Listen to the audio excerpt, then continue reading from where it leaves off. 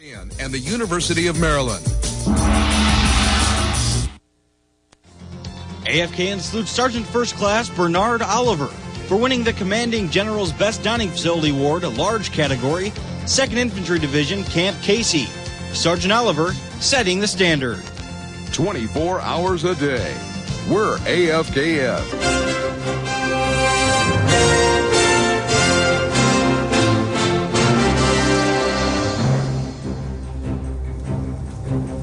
On AFKN News tonight, training for wartime, airmen care for their simulated wounded. Good evening, I'm Sergeant Larry Gillick. We're reporting live tonight from Hill 3 near Namsan, a mountain in the heart of the capital city of Seoul. We'll take a look at the troops who live and work up here in just a few minutes. But first, we'll turn to the 2nd Infantry Division, where the Undersecretary of the Army watched soldiers test for the Expert Infantryman badge. The Undersecretary of the Army visited Warrior Base north of Camp Morse. Here, soldiers from throughout the 2nd Infantry Division were trying to earn the Expert Infantry badge. There is no tougher test of an infantry soldier short of a real-world mission, and the perfect opportunity for the Undersecretary to view some of the division's best. Quality soldiers are more important than any other single thing that we have in the United States Army. We spend enormous amounts of money, billions of dollars a year, training our soldiers. Residents. This position provides more than just a view of the city when the skies are clear. It's home to a small group of soldiers doing a big job. Jeff Hart explains. Here's where it all begins. The signal for AFKN's television, AM, and FM radio all goes through this tower. Watching over the whole operation are 4 soldiers from the 275th Signal Company.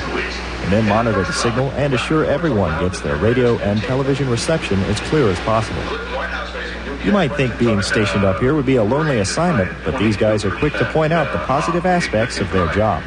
It's pretty easy to get used to. You have the best view in Korea, looking straight down from the highest point of Seoul over all of Seoul. On a clear day, you can see everything, eye to eye. And at night, just lights and peace and tranquility.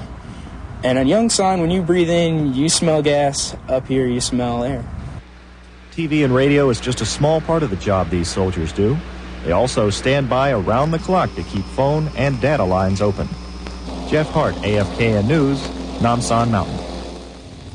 And now with that Air Force-style weather forecast, we've got Sergeant Tim Vasquez. And for a while there, about an hour ago, we could see the Han and Village out there, and the fog just rolled in. Well, we could, but then out came the umbrella. Oh, yeah. But let's go ahead and get into the weather around Korea. We did have that rain and fog out there, a little upper air disturbance moving through, and temperatures were only in the mid-60s across the country, or the mid-70s across the country. Cloudy skies and rain, and a lot of spots got about a quarter inch to about half an inch of rain.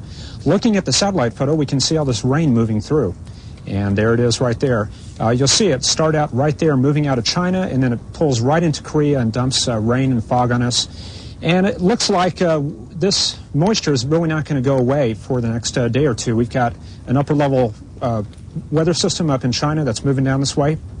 That'll give us a chance of showers come tomorrow. So let's go ahead and wrap that up with tonight's forecast.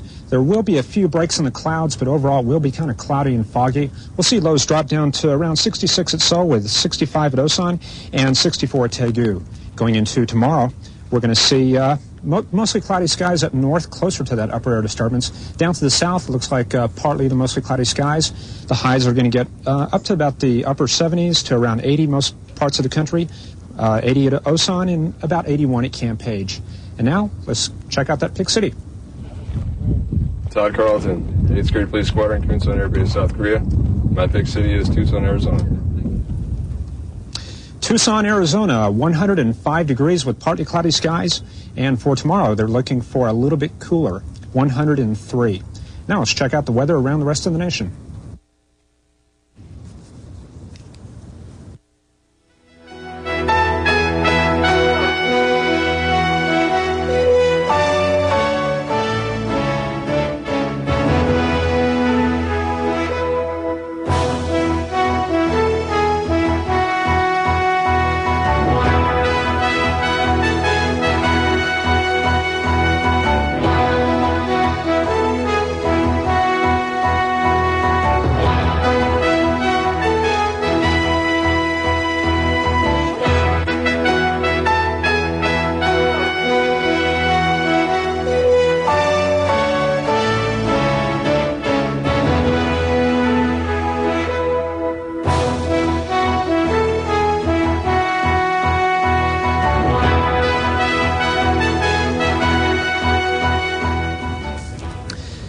looking at that extended forecast, starting on Saturday, we'll call for partly cloudy skies. There is still a chance of a few showers in the area.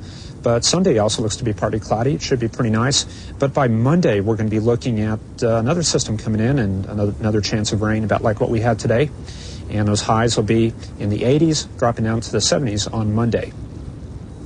So that wraps up your weather, and I'll probably head off and check out some more of the scenery. Well, tomorrow, back in the studio. Thanks, Yeah, Jim. how about that?